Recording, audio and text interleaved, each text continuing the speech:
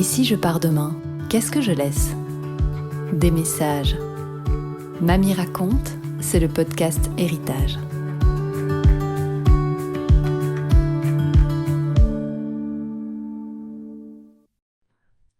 Bonjour mon chou, ça fait longtemps. Ouais, il a fallu du temps pour enregistrer cet épisode. 6 mois.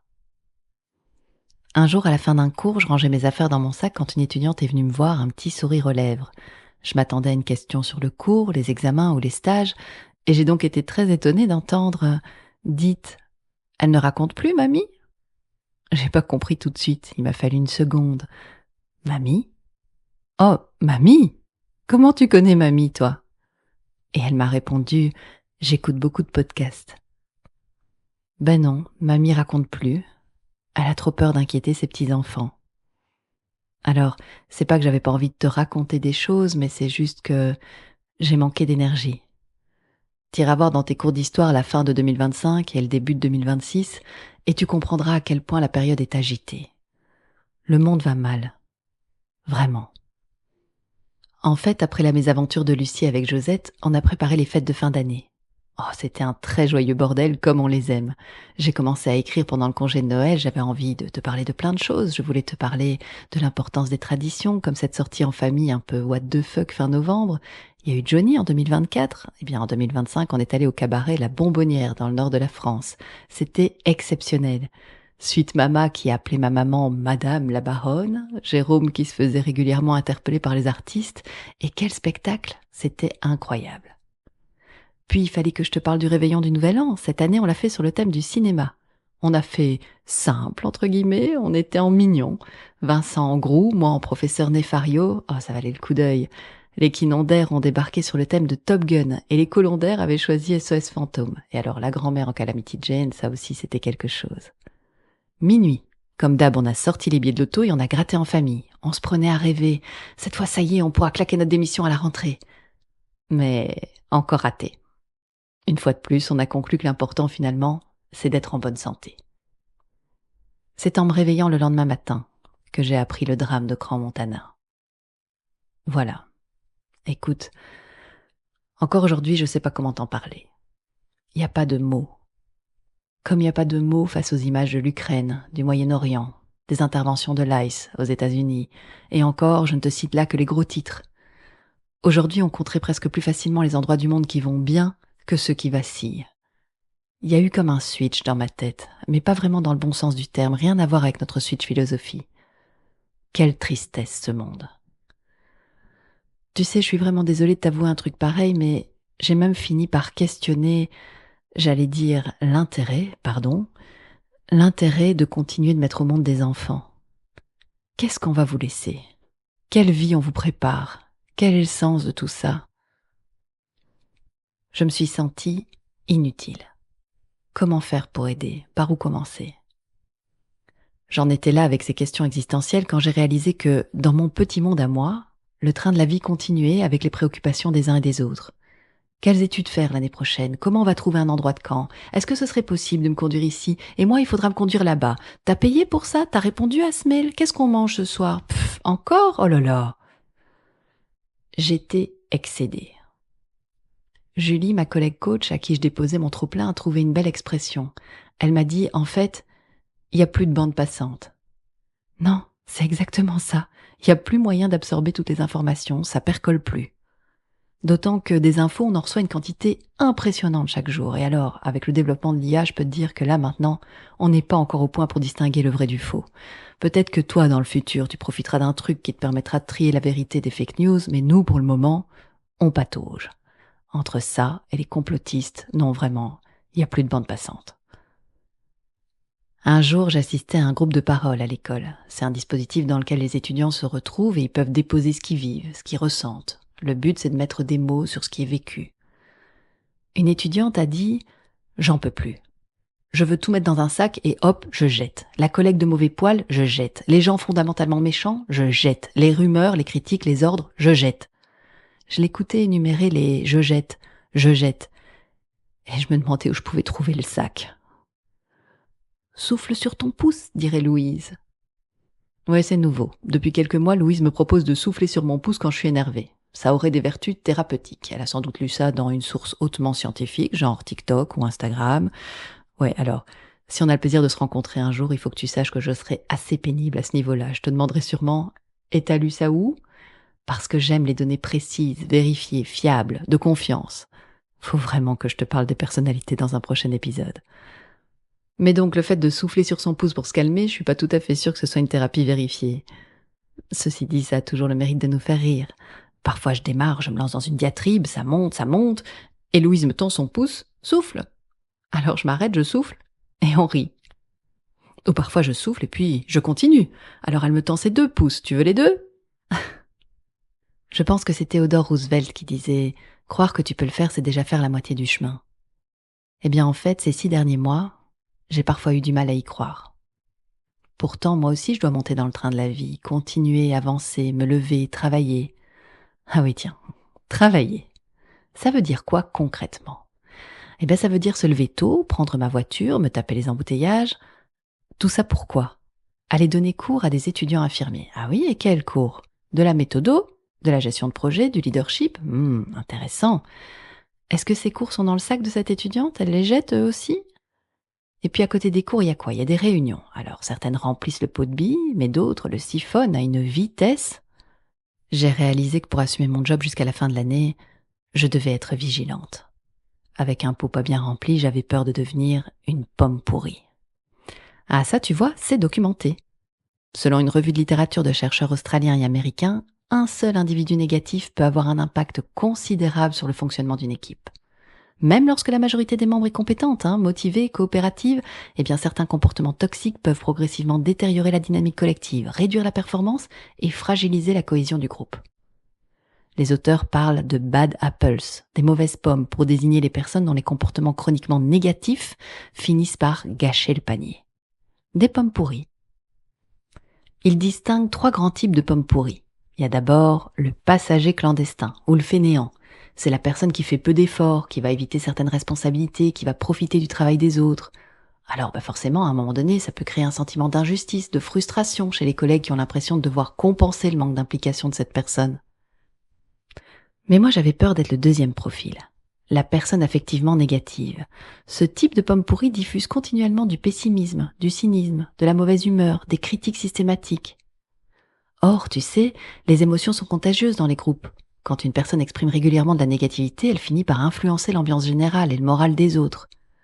Petit à petit, le climat de travail peut devenir plus lourd, plus tendu, moins stimulant. Et puis, il y a le 3e type de bad apple, le déviant relationnel. C'est cette personne qui a des comportements irrespectueux ou agressifs envers les autres. Ce sont des moqueries, des humiliations, des critiques blessantes, de l'agressivité verbale ou du manque de respect. C'est un peu Josette, tiens, dans l'épisode précédent. Ce sont des comportements qui viennent attaquer directement les relations interpersonnelles, qui viennent fragiliser la confiance entre les membres de l'équipe. Ça peut provoquer des conflits, de la méfiance, un sentiment d'insécurité psychologique. Bref, selon cette revue de littérature, ces 3 types de comportements négatifs ont en commun d'abîmer l'énergie de l'équipe et puis finir par foutre en l'air les objectifs du groupe. Alors moi, je voulais pas être une pomme pourrie qui contamine. C'est pour ça que je me suis habillée de politesse et de convenance, tout en évitant les contacts prolongés au maximum. Je viens, je donne cours, ou bien je vais m'asseoir dans le fond en réunion, et puis je pars.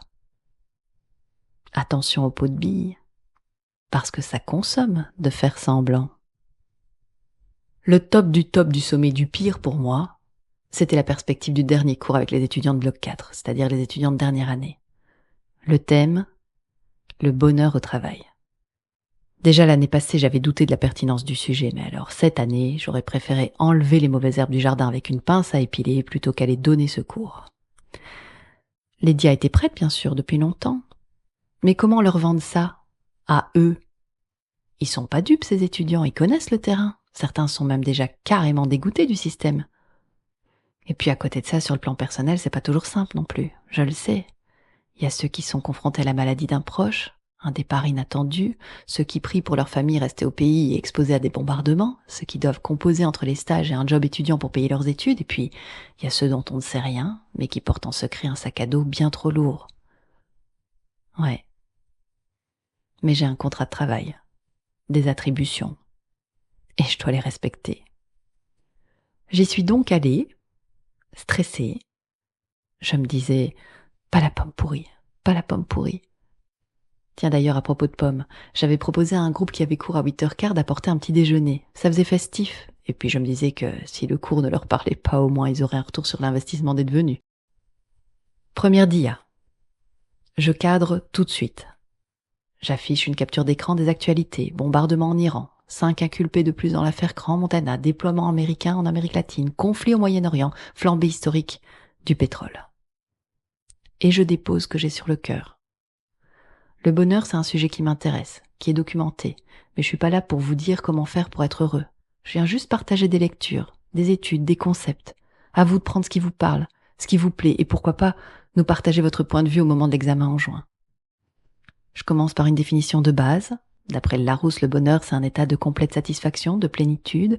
Moi, j'y trouve un lien avec la définition de la santé selon l'OMS, un état de complet bien-être, physique, mental, social, qui ne consiste pas seulement en une absence de maladie ou d'infirmité. C'est ce mot-là, en fait, complet, qui me parle. Pour moi, ça raconte finalement que ni le bonheur, ni la santé ne dépendent d'une seule chose. C'est un ensemble, un équilibre entre plusieurs dimensions qui interagissent entre elles.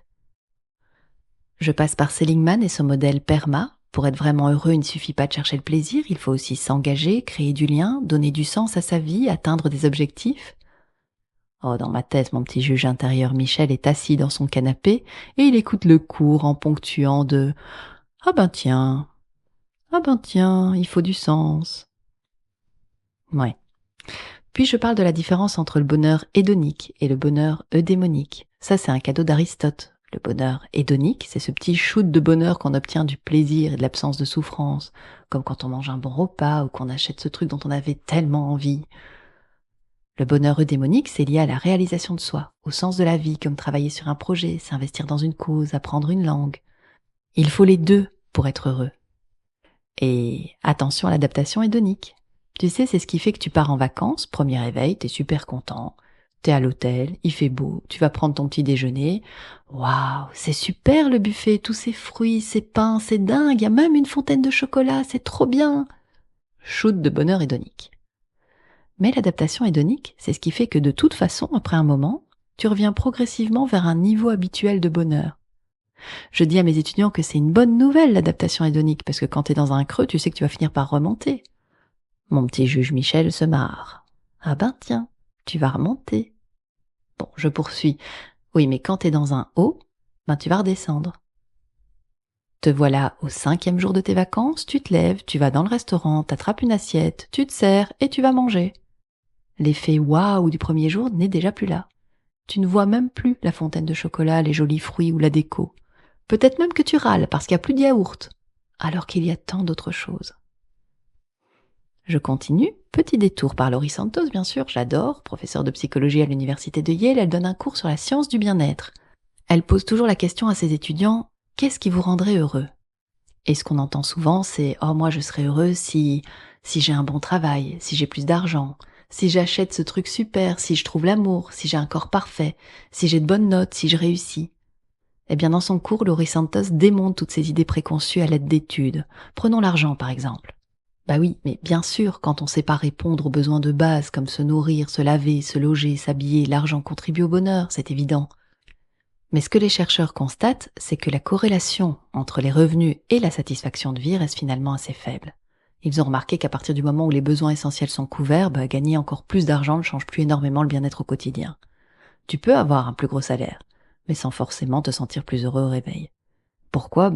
Parce qu'au fond, le cerveau s'habitue vite. Ce qui paraissait exceptionnel au départ devient peu à peu la nouvelle norme. C'est un peu comme une augmentation de salaire. Au début, waouh, t'es euphorique. Et puis quelques mois plus tard, t'as déjà l'impression qu'il te faudrait encore un peu plus pour être vraiment bien. Après ça, pour un peu changer de rythme, je partage Le bus qui donne des ailes de Gordon. C'est à peu près la moitié du cours et comme je connais ce livre par cœur, c'est l'occasion pour moi de brancher une partie de mon cerveau sur « donne le cours » et brancher l'autre partie sur « compte le taux de décrochage ». Comment je fais ça? C'est facile, il faut compter combien d'étudiants parlent entre eux, combien sont focalisés sur leur téléphone et puis combien dorment. Oui, ça arrive aussi. Mais mon constat ce jour-là, c'est que les 80 perdus regardent ma présentation. Alors je continue avec un apport plus personnel, le pot de billes, et pour qu'ils y pensent de temps en temps, j'offre à chacun une bille dans un petit pot. Je les invite à continuer de remplir le pot, toujours. Et je leur dis, parce que même ce qui paraît minuscule, aussi petit qu'un grain de sable, a le pouvoir de changer les choses et apporter un peu de bonheur. Tempête de ah ben tiens dans ma tête, Michel est on fire. Ah ben tiens, de toutes petites choses peuvent apporter du bonheur. Nous sommes fin mars, je quitte l'auditoire avec un niveau d'énergie XXL et un paquet de nourriture emballée. Ils étaient tellement fiers, les étudiants, de partager leurs gâteaux, leurs quiches, et il y avait même des kebabs. J'adore. J'avais déjà remarqué le sourire de cet étudiant. En fait, il sourit tout le temps. Je trouve ça assez dingue, sa chance que vit sa famille. Alors je lui dis, et il m'explique. Oh, j'ai besoin de sourire, madame, parce que la situation est catastrophique là-bas.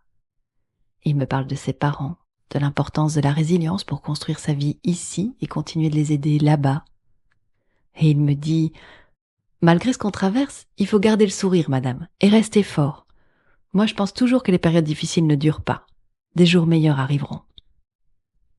Eh bien, tu vois, c'est ça qui est merveilleux quand on est prof. Parfois, on vient donner cours, mais en fait, ce sont nos étudiants qui nous donnent des leçons. Alors, c'est bercé de cette énergie que j'ai repris ma plume pour me connecter à ce qui fera toujours sens pour moi. Ma famille. Bonjour mon chou. Ça fait longtemps.